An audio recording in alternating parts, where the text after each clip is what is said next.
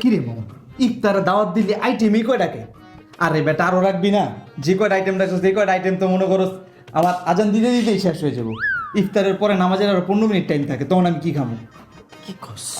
তোর এই শরীরে এত খাস দেখে তো বুঝা যায় না। আরে বেটা সারাদিন রোজা রাখছি, আমি তো ভাবতেছি কোনটা থেকে কোনটা খামু।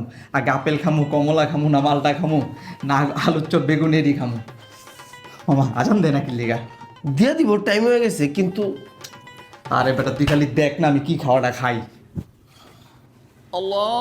মামা আজান দিছে? হা হা শুরু কর।